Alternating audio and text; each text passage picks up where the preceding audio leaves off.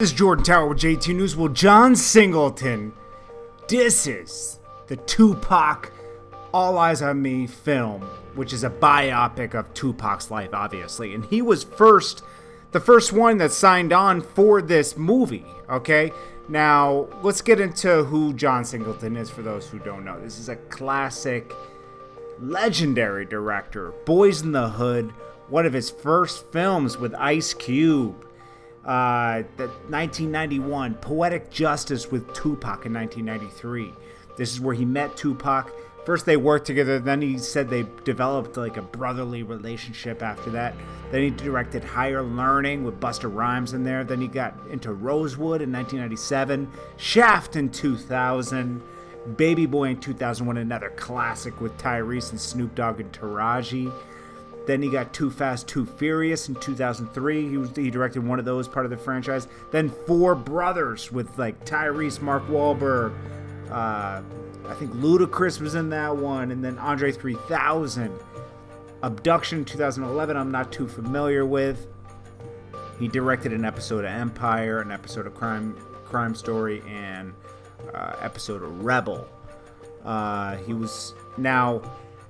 This guy is he's a very he carefully chooses what he does. Okay, he didn't want to do a Tupac biopic at first because he didn't want to tarnish his friend's name. He said, the way he dissed the biopic when he was asked about it, he said, I haven't watched it and I refuse to watch it. He said, I know they fucked it up, so I'm not trying to give it any attention. Well, that's kind of like, it sounds like a hater move, but I understand it's not a hater move. But it sounds hater because he got removed from doing the biopic, okay? Because probably he was trying to go too in-depth with it when the studio was just trying to tell the story and not get too deep into it. We know Tupac was a revolutionary.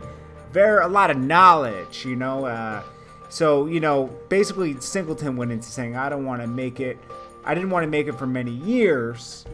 And, first, because, he was too close to it and, he's too close to the person, he first, like you said, he had a working relationship, then it turned into like a brotherly, like almost brothers, right?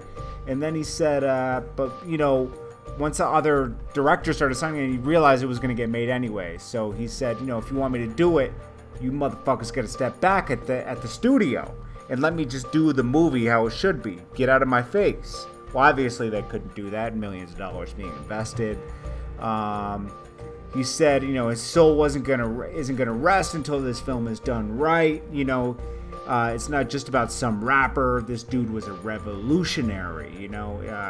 Next to like Malcolm X and people like that. And, Tupac, he definitely was, man. He had a lot of knowledge and was very much for the ghetto and the black people and uprising them, showing them that that's not the end, like there is a life beyond the ghetto. He wanted to open up, places to help people, get out of the ghetto and get educated and get better jobs. He said, I did the research, which was talking to everyone around him who lived it, piecing together the memories, because everyone wants Pac who they want them to be personally, but they want to make the Tupac story that involves them and not Tupac's story.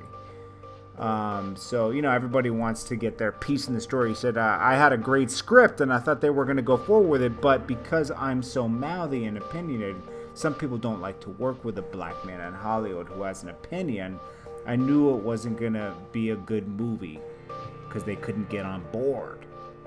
He said, one of the best things that I think out right now of any media right now is Donald Glover doing Atlanta, so he bigged that up. But he doesn't want to he wants to tell the revolutionary Tupac. He wants to go deep into the story, and the studio isn't interested in that. And then everybody else wants to tell their side of the story with Tupac. I think another movie has to be made after this biopic comes out, and maybe John Singleton should give us that insight he knew on Tupac that a lot of us didn't see. We saw bits and pieces of it in interviews, right?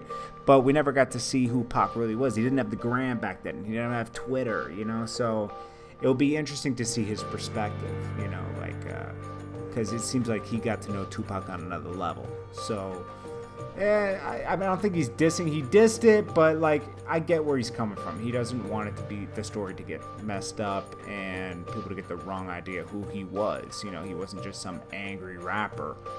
He stood for something. You know, he wanted to advance his people and take care of everybody. You know, Pac was a good person. You know, I know a lot of people that did know him around that time, and he was a good guy. I mean, even Wendy Day, she's going to go deeper into it, but she used to visit him in jail, and they had a working relationship. Anyways, what do you guys think about this? Is a hater move because he got removed from doing the biopic? Or do you think he's really trying to stand up for his homie? I mean, if Shorty Low was getting a movie made, I would want to, you know, make sure it was told properly at the same time. So I can kind of feel where John Singleton is coming from here.